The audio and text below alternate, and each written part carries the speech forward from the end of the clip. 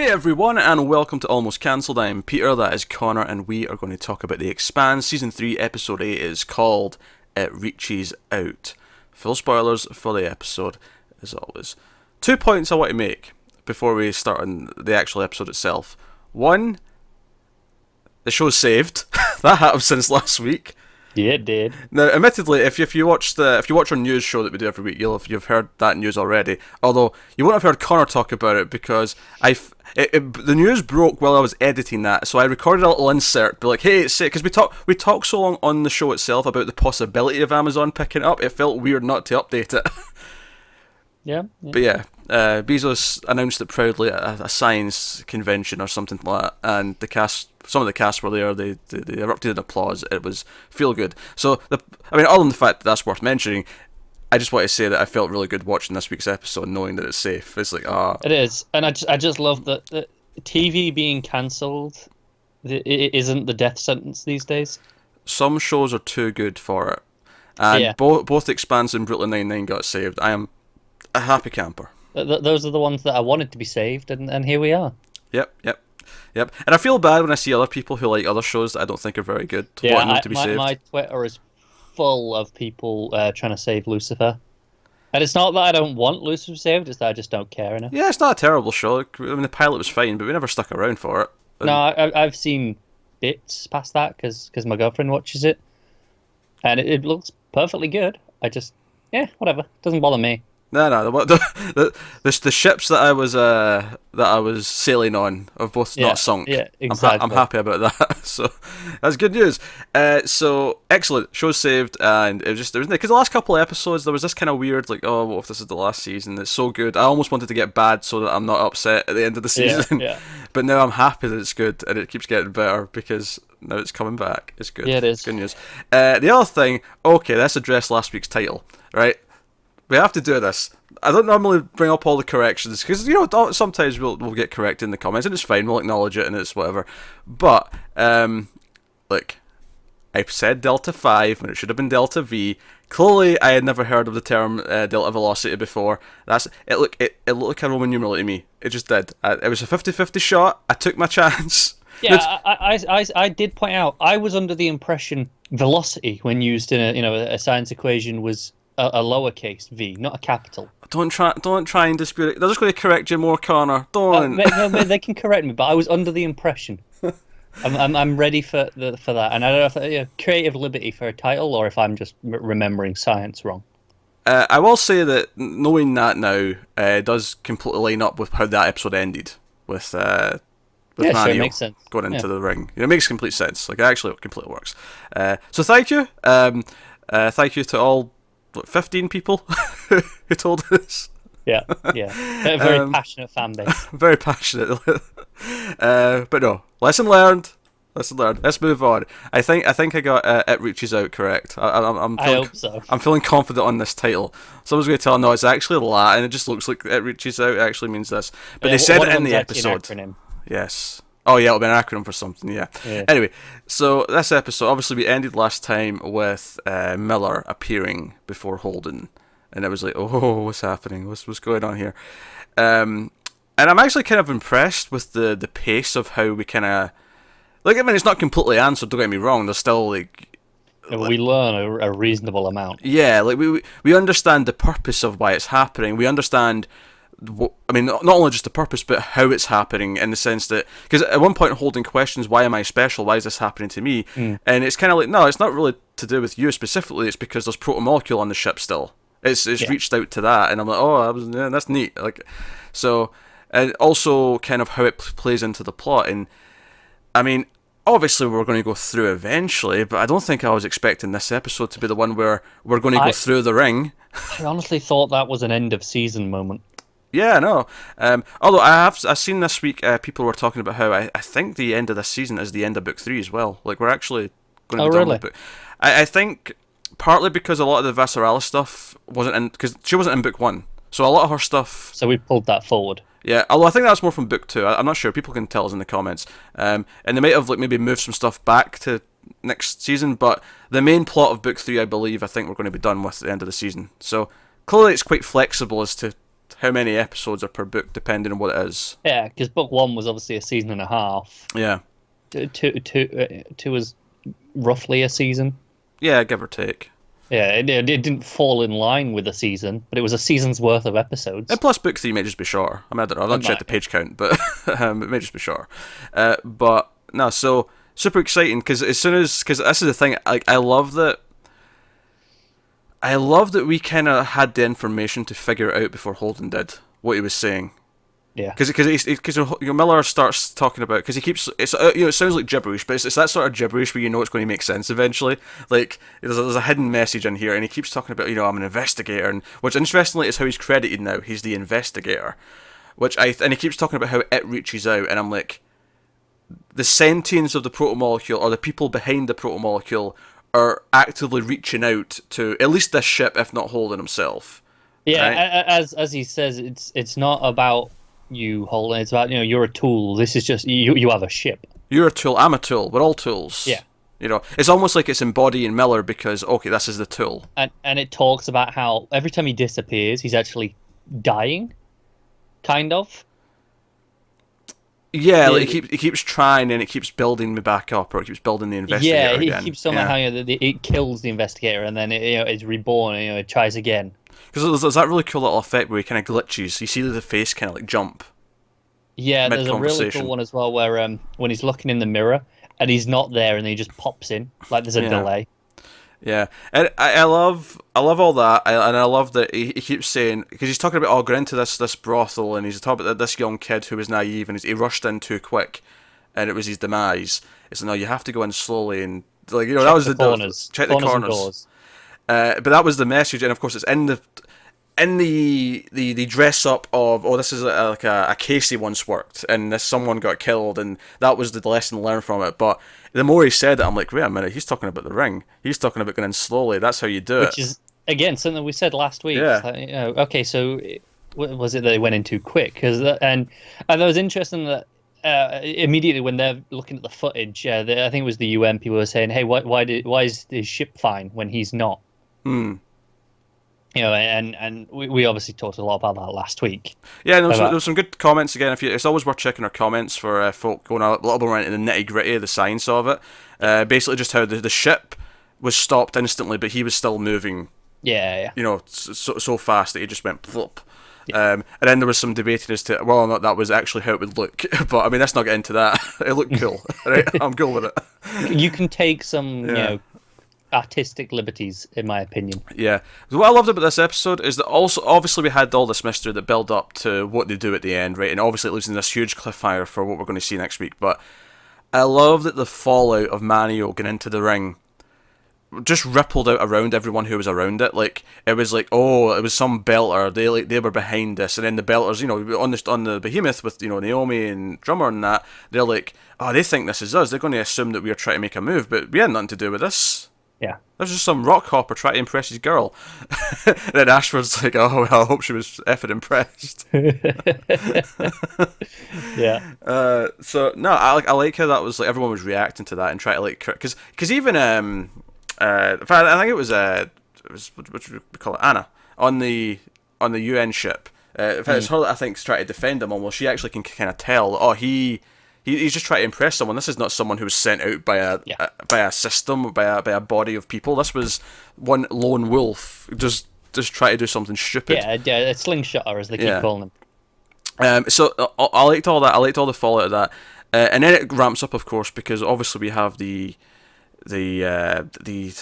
what would I call it? The covert sabotage and the covert manipulation that seems to be going on, because not only do we have how should we refer to it just now, oh god, I had the name, Melba, the bomber from last episode who took the drug, although I did see something in the comments last week that maybe pointed to her identity a little bit. Try not to spoil things from the books, folks, before the show has brought them up. Try not to. But like, I mean, I'm not sure for 100%, but I don't know if it's a coincidence that her bomb went off and then immediately that fake video of Holden going out, claiming that he's with the OPA. It's not. If you look at a screen, I'm pretty sure it said synchronized with the Rocinante.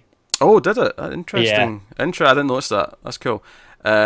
So, I mean, I wouldn't have called it before, but Cohen at the very least, I don't know if Monica's involved. Like, I could see like Cohen working behind Monica's back on this. Yeah, I think so. He was a little bit suspicious last week, right? You know, he was digging Yeah. into things. But I didn't really we didn't mention it because it didn't really have anything to do with anything at the time. It fit with the journalistic probing that she was doing. It Yeah. kind of lined up with that well enough that it wasn't worth. But this But week though, he here, was sneaking clearly around. planned something. Yeah. Well, yeah, he's sneaking around. Amos catches him, and then he almost brings up like try to have sex with him again, just to like kind of disguise from it, just distract Yeah. him from what he was really doing. And again, I feel like this episode did a really good job of like bringing us to the natural conclusions of a lot of things a lot quicker than I was expecting. It is. Can we just? It's just we haven't talked about this yet, but Okay. the way he sees with his hands, is Yeah. really cool. It's interesting because last week I don't think I had quite caught, because obviously I knew that he was seeing like the camera's feeds in his eyes, right? I didn't Yeah. necessarily assume that he was blind from that. And in this episode, clearly but told us that he was blind. Yeah. He keeps. I was noticing it last week as well. Like he keeps pointing his hands at things that he wants to look at, essentially. But we get a really close up on it this week, where you see there are things under his skin, like little sensors. It seems. It's a pretty interesting. Like was he blind, and then this is instead of replacement eyes, this is what he was given, like as a way of compensating, or was this something he did voluntarily to sync in with the cameras? I don't know. I'm intrigued. I don't know. I don't know what the backstory is of him getting this tech. This is something I doubt the show will answer. Maybe someone from the book readers can answer that. I don't know if they delved into it a bit more there, but I'm a sucker for world building things, even just tiny details like that. And that's just something I want to know. No, it's interesting. It definitely, because I was thinking about this actually as he was poking around down in the mainframe and whatnot. He's an interesting element we've not had on this show yet. This idea of an augmented person. We've not really had that. I mean, obviously we've had the hybrids, but that's the protomolecule specifically. But we've not had tech augmentations yet, right? This is the first time we've had that. I think so, that I can recall, yeah. And like I said, I think it's interesting that it's an augmentation at the cost of something that he already had, right? He hasn't got regular sight anymore. Yeah, I'm assuming that was a choice that was made, yeah. And it wasn't it wasn't just, oh, he went blind, so let's give him this instead. But right. It's such a function of his work that it feels like he had that. Either he had that first and then he went blind, maybe as a side effect from it, or it was just that choice. It was like, oh, okay, I'll do this, but I'll have this new... Yeah, the only other option I can think is, once he got this, say he went blind when he was younger, and then they implanted all this tech. He was like, well, what can I do with this as a career? Okay, that's the most logical career. Yeah. His now unique skill set turned into this career rather than he made the choice because of the career that he had or wanted to have. And how unique is it?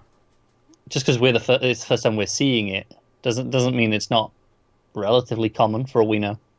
Yeah, I don't know. I have no idea. Like I said, these things I don't need answers, but I just want to know. I'm intrigued. No, so that's interesting stuff. So I also love that Miller, like, he goes through all the correct steps. I feel like at first he thinks, okay, right, I was just stressed because the first time we see him, he's just like, okay, I've been through a lot. I'm stressed. He's talking to himself in the mirror, and then he sees Miller again, and it comes again, and we see him. He's in the med bay, and he's got his arm in the thingamajig, and he's looking up stuff, and the scans are coming back. No, nothing in your brain, nothing physically is wrong with you. And he's like, okay, scan for protomolecule. And we actually find out later from Amos that he's done this like 30-something times. Yeah, 35 times, which I mean, I guess a few days has passed, and maybe, or has he just done it that many times in the one go? Yeah, it may have just been the one go, because it only takes like a minute or two, so I can almost imagine him just strapping back in immediately. Like, because in that scene where he tests it and then, Miller shows up and he talks to him, he looks at the camera feed and sees that he was talking to no one. I can imagine him sitting right back down in that chair and immediately going for it again. Oh, that's fair, yeah. So but no, I like that he goes through all that process. He's like, okay, is it me? Is there something physically unwell with me? It's not. Okay, is there protomolecule in me? There's not. Right. Which once you rule out all the physical, it leaves only the mental. Yeah, and I mean, at first, obviously. And of course, Monica's like trying to like get to him all episode. Oh, by the way, I just want to say I laughed a lot when Amos like catches him talking to Miller, right, and he doesn't see anything, obviously. and he's talking to him, and he's like, "Hey, Cap, you've been through a lot, and if you need to vent, I don't judge. I don't say much, but I won't judge. If you need to break something, I don't mind. Just not the coffee machine again, please." So when he said not the coffee machine again, I actually laughed out loud. That was really funny. It's like that is the one luxury they've got on this ship is a good coffee maker. We're constantly reminded of it as well. Like even in this episode, the shit's going down. It's like coffee. Yes. As someone who doesn't like coffee, I can't necessarily sympathise, but I get the point. I can understand. I feel the same way about tea, so I can understand. Yeah, I don't even really care about tea. I can drink tea, whereas coffee I just think is disgusting. But I'm not a big hot drinker, hot beverage drinker. Yeah, no, we've been over this. You're not, are you? No, I like a nice cold, refreshing drink. But apparently, it's one of the best ways to cool down in summer. Is a hot drink instead of a cold drink. Weirdly, it doesn't feel that way when you're drinking it, but I can buy that it heats up your body, so you then feel. You don't feel as uncomfortable with the difference. Yeah, that makes some sense. However. So I like the Amos stuff. I like Amos and Alex talking. We see the cameras are spying on them, and they're like, is there something wrong with the captain? And the reference all the way back to the can. Remember the very first episode? Yeah. I love that. Amos says to Alex like, "Hey, he's talking to himself," and it's like it's weird. And Alex is like, "Everyone talks to themselves. How they deal with things." Amos is like, "Yeah, I probably shouldn't speak to the guy who talks to a ship all day for this." It's like everyone does it. And Joe, I love about this. Amos is like, "I don't," and I'm like, "Yeah, you're cracking a joke that Alex is the guy who speaks to his ship all day, but I think you're the unhealthy one. We've clearly established you're the one who's not mentally developed, so maybe you should be talking to yourself a bit more." He knows that as well. Yeah. No, that was pretty funny. And I think it's true. Everyone does talk to himself a little bit. I think if you have a pet, you talk to them a lot instead of yourself. Because I talk to my cats all the time. But I mean, it's just in place of talking to myself. Yeah. You're not expecting the cat to answer. No. I really hope not. I love if they did, though. Oh, sometimes they meow back. Sometimes they do try to communicate back. And you pretend that they're saying. Yes, something. exactly. Yes, you have fun with it. Yes. Yeah. Keeps a insane man in a sane world relatively sane. Sure. You keep telling yourself that. Oh, I keep telling myself that because you should be talking to yourself, as we've clearly established so far in this episode. Just not to quite the same extent that Holden does. Yes. So this message goes out as soon as the bomb is triggered. In fact, no, let's rewind. Let's talk about the other plot, and we'll build up to the bomb going off from the other side now. So we have Melba, and she wakes up, and the dude's dead. And I thought we already had a cool violent death for him, and don't get me wrong, he's still dead. But she then juices again. She's trying to hide the body in the behind the panel on the wall, and she can't quite get him, fit him in. So she juices again, and then just bashes his brain in so that his head's flat. And then just squashes it in a bit more because it's easier. I'm like, oh, that was beautiful. That was lovely. As a fan of some gore, I enjoyed that very much. It was a fantastic squish. Yes. Oh, good squish. Squish, squibs, and splats. That is the fundamental building blocks of a good gore scene. It is. But, so she frames her bomb, she sets it off, and she ends up... And, she does have guilt over this. She's thinking... Because she tried to... Remember last episode, she tried to, she was like, I wish she hadn't looked. She cared. This episode, she's kind of she's freezing while she's piloting the ship. Yeah, and she's thinking really about out of it. She sees the blood on her hand, and she panics, and she gets lost in her head. Yeah, and she almost kills herself and the guy in the little ship with her. And then it's sort of funny because obviously we knew that she was with the UN fleet before, but we didn't necessarily get that she was on the same ship as Anna. And I think that was a nice little touch. I was like, okay, right, so we've connected these up a little bit. And she notices that she's acting a little bit off. Anna tries to go and help. Because there's a few Anna scenes in this episode, and they're all kind of a little bit separate. But they're all kind of work, because she's kind of trying to explain to them that we shouldn't get angry and irrational. If something's going to come through that ring, we should maybe try and be calm and try, greet it, whatever it is, whatever it might be. Be rational. Because they're all making jibes. I think what I like about Anna is that I am very atheist, but I find her very relatable and much more rational than a lot of the other characters who are all high-strung. Yeah, I know what you mean. Because they're all poking fun at her religion, almost. Yeah. It's like, oh, hey, if this is your God, well, are you ready to meet him? And she's like, if we're going to meet God like this, angry, we should probably just go. Yeah, no, it was a good comeback. She's a very rational person. And So this builds up, and we see that she's, later on, Meliba's on her own. She triggers the bomb, and it explodes. And again, I love that everyone, because they're all close by, they're all relatively close, because they're all near the ring. Like, the behemoth is looking at it. It's like, oh shit, there's been an explosion on a UN ship, and they're looking at it. It's like, oh, that couldn't have been like a meltdown, and that couldn't have been a missile. Like, there's something else going on here. And then that's when this video goes out of Holden saying, we're with the OPA, the belt claims the ring. Anything that comes through it is our entitlement. This is ours. Yeah. And it makes it really sound like they're the ones that have just blown up the ship. And it's like, okay, clearly Melba and Snake Eyes have got some sort of plan here. They've got some sort of agenda here where they want the belt to look villainous. Oh, absolutely. They're just trying to cause trouble, whatever they're doing here. I don't know whose side they're on. Yeah, I'm not sure. Yeah, I'm not sure what their what their allegiance is. Like, who are they ultimately serving here? Yeah. Do they think they are serving the belt in a way? It's like, this is, they're almost pushing them into it. It's like, okay, once we push them, they have to take that role. They can, they'll be there. This is also partly why I think Monica wasn't involved in this, is because she didn't seem like she would want to, like, because I feel like Snake Eyes must have known this might end up with the Rassi getting blown up, right? This might be a martyrdom. I mean, unless the proto-molecules kind of reached out to them to kind of like evoke this into action, but that seems a bit of a stretch right now. I've not really seen evidence of that. I mean, it could be, but again, until we see something to do with that, I wouldn't just assume that. Yeah, so I love how this all plays off of each other. On the Behemoth, it's like, okay, we have to blow up the Rassi to prove that we're not aligned with them. And of course, Naomi's like, hey, wait a minute. Yeah, I got friends on there. Yeah, there's a lot of really nice scenes between Naomi and Drummer this episode. There is, yeah. There's a lot of good belter speak between them. There was a moment where Drummer's, I'm not sure I'm ready to be, in charge of all of this. And Naomi basically, hey, no, you're doing a good job. You wear the hat well. And she gives her a little symbol. It's like a crossed fingers like that. Yeah. But the way she does it was almost like like giving someone a friendly middle finger. Yeah, it felt very natural. It felt like one of those little contextual bits of world building where we might never see this again. We've never really seen it before. I mean, maybe it's been in the background or something, but I don't remember it. But it felt so natural that I didn't even question it. I think I just, that's a belter thing.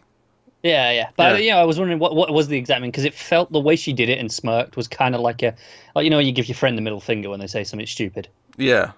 Right, but I was like, maybe it's not. Maybe it's something different. I'm misreading that. I like projecting what I know onto it. Yeah, it could be a positive thing in general. Yeah, it could be a thanks for all I know. Yeah, it could be like a.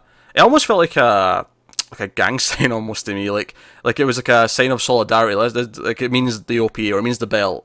No, I get what you mean. It could be something like that, or it could be.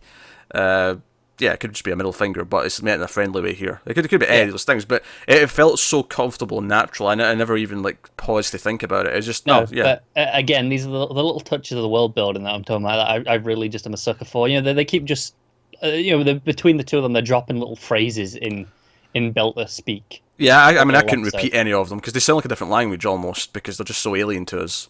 No, I'm pretty sure they are a different language. Some of these, for all intents and purposes, it's a Belter language. And I don't know what all of them translate to, but context, you kind of you understand the intent of what they're saying. Yeah, and it's worth mentioning Drummer when she's been pressured to make this call, because she wants to talk to the Rassi first, but they can't get through.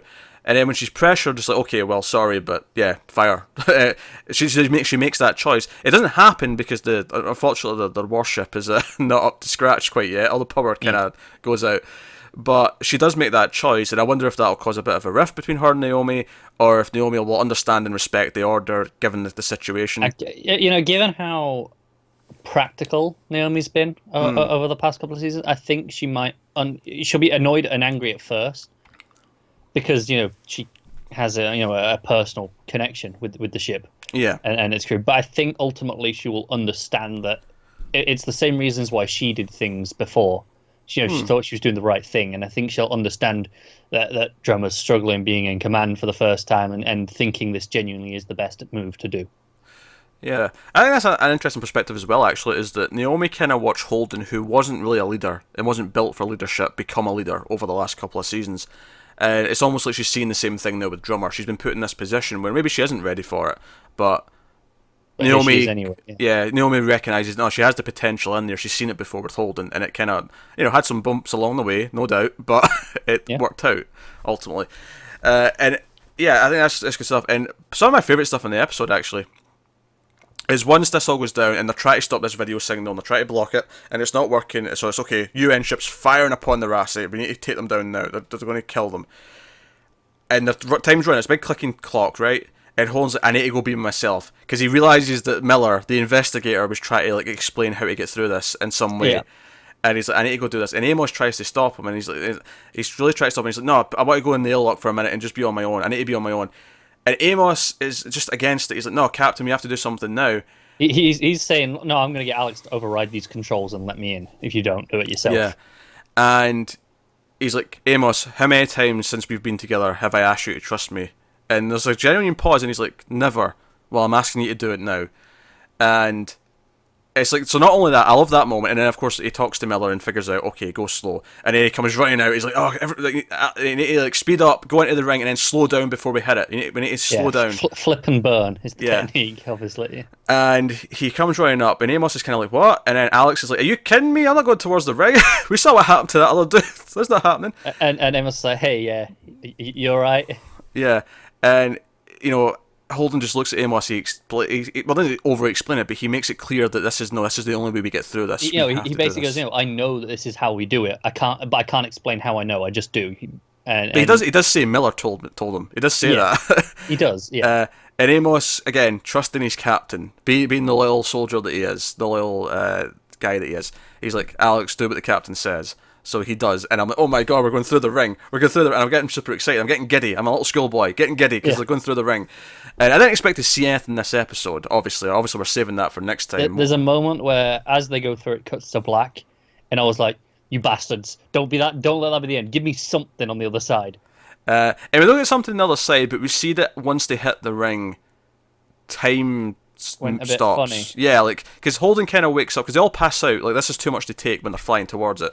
They all pass out, and Holden wakes up, and gravity's off, and we see the rocket that was coming towards them is just frozen in place. Yeah, and you can see where it's arced as well, like, it's turned at almost like a 90-degree angle. Yeah. So, we have, like, our crew are going through the ring, and next episode, I assume we're going to see something on the other side. Yeah, I think it was interesting that the effect here that you got with the frozen time is very much reminiscent of what I always see, with like a black hole. Like, when you get to it, time stops, essentially, because, but from the other perspective, if you're looking at something that goes to a black hole, it's going, the light skims so slowly that it looks like it's stuck there forever. Also, it's worth mentioning they did confirm earlier on that Manio's ship did not come out the other side, like on at the ring, like it, wherever it went through, it was a doorway. It went through something. Yeah. And then obviously they're realizing now the potential that maybe this isn't an entrance and it's an exit. Or both. Yeah, both. But I think one of the UN captains says that. They're realizing that something could come out. Something could come out. I think typically doors work both ways. What I think is interesting is I'm getting the feeling like, because with the it reaches out, with even just the word the investigator, I really feel like at this point, obviously the show's called The Expanse, and I'm kind of expecting this to be the story of how we go intergalactic, right? That's just at its core. That's what it feels like we're doing. It's something we've been saying since the start of the show. The idea of the Expanse. We've already expanded to the Belt and Mars, but it's we're ready to go bigger. Yeah, it really feels like any space opera you've ever seen, right? Any Mass Effect, Firefly, whatever. Take your pick. Yeah. Like this is kind of the story set at the start of all that, where this is how we get out there, kind of thing, and.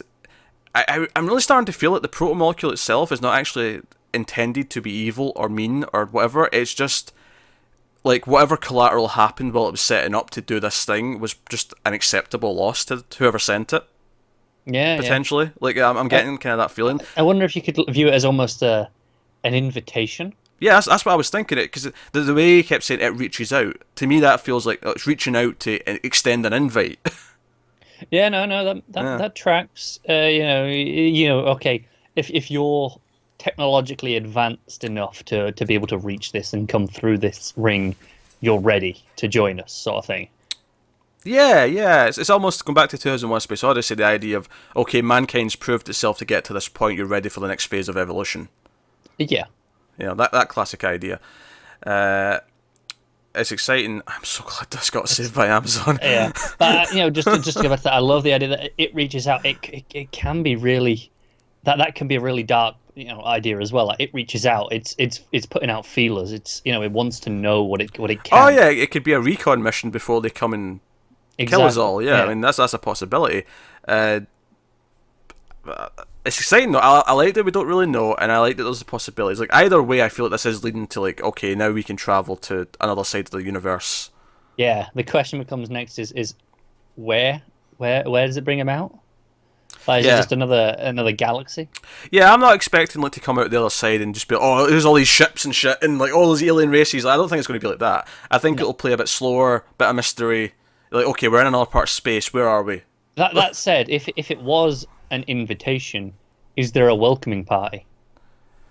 I would feel so weird in this show though, to jump to just, here's a bunch of aliens to talk to. It would feel really weird. Yeah. But I mean, again, something that we're perhaps have a look in is, this was here for however long. That was the whole point. It got stuck, right? So if the protomolecule itself, and now the ring as an extension of that, is reaching out as the invitation, but whatever was waiting on the other side has kind of died out, right? Yeah, it may not be there anymore. Or, this is really sad. Actually, it's really bittersweet way of thinking of it. What if they sent this out because whoever it was needed help, and it's taken so long that because no one answered, they never got help and they're dead.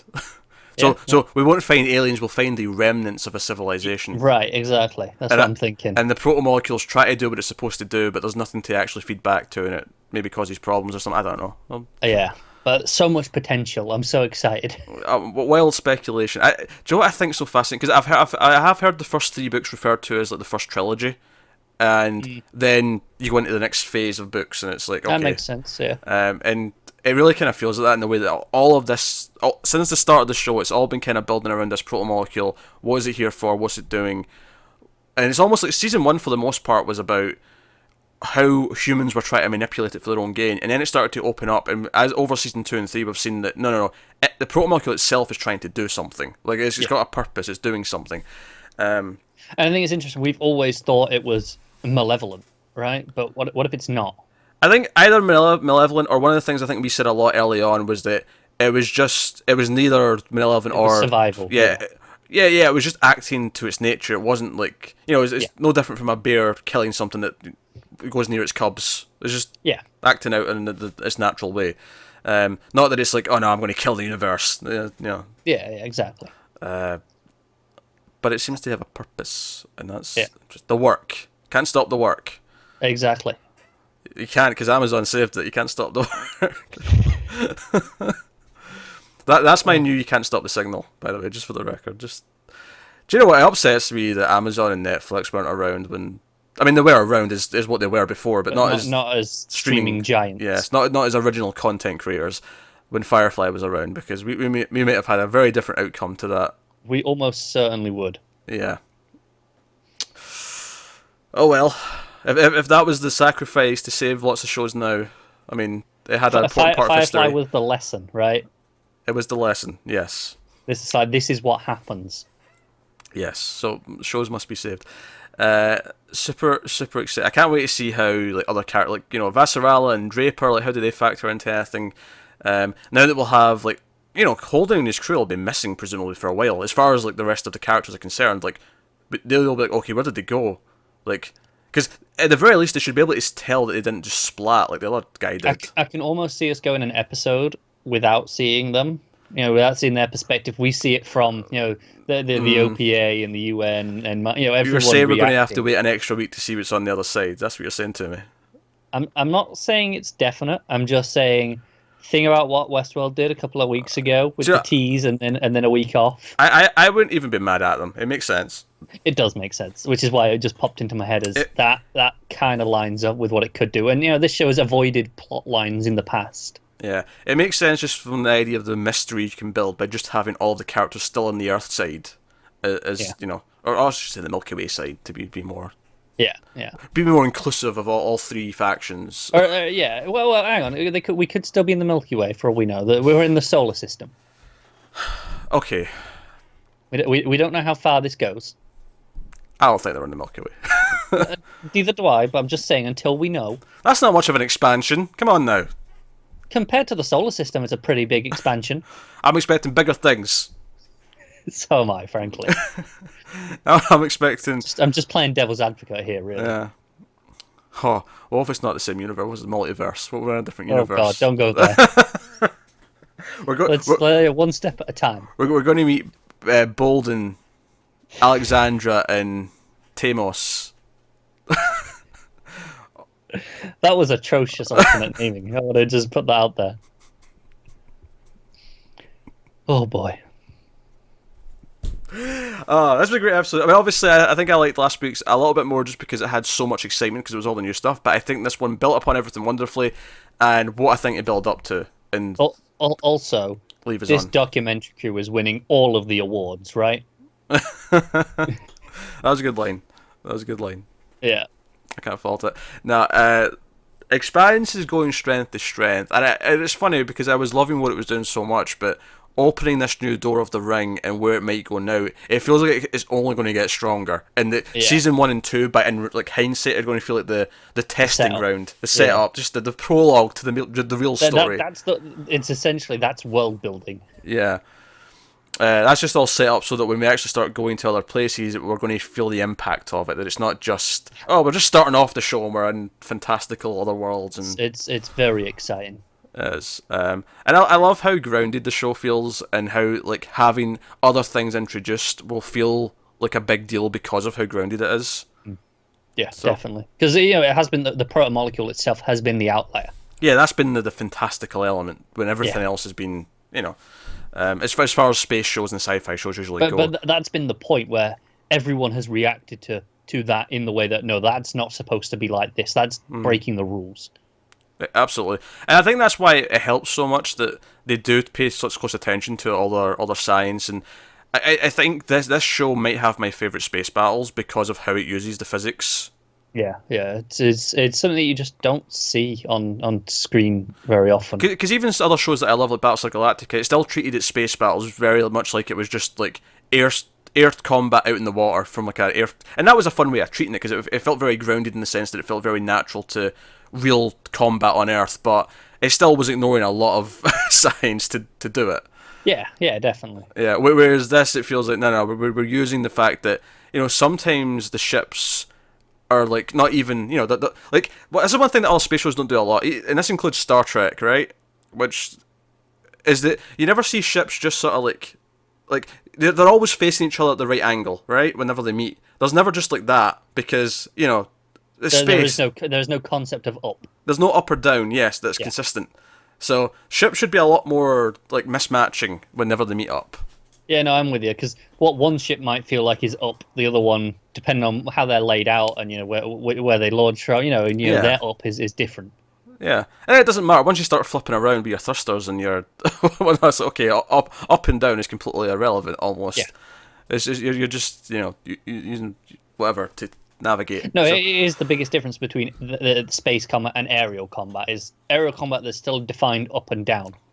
There's a ground below you. Yeah, there's something or a water, whatever. Yeah. There's something. There's something to hit into at the bottom. Yeah. There's a bottom. Exactly. It's not so much that there's an up; it's that there's a down. Yes. So no, fantastic episode. Expanse is firing on all cylinders. Is really good stuff. So we'll be back next week with episode 9. Yep, that sounds about right. Yep. And there's 13 in the season, so we've got a few more left. We're not right at the end yet. We got another month of this yet, basically. We do. And because we know it's been saved, we can relax and we can just enjoy it and be excited. And I'm pumped. It reaches out. Thank you, Amazon. Just the relief. It makes this episode so much nicer. Yes, the news made part of me reach out, I'll tell you that. Anyway, that is the Expanse Season 3 episode 8. I apologise for that terrible joke. let us know what you thought of the episode in the comments below. Like and subscribe, all that stuff. By all means, correct any science blunders we made throughout. We welcome it. Especially Connor. Yeah. I made a statement at the start with the velocity, especially. I'm prepared to be wrong on that. So, now, if you want to support the channel and everything we do, head over to patreon.com/MailFuzzTV. There's a link in the description. But otherwise, that is us. So thank you once again for watching or listening. We always appreciate it. Keep watching TV, guys. Have you got any vanilla?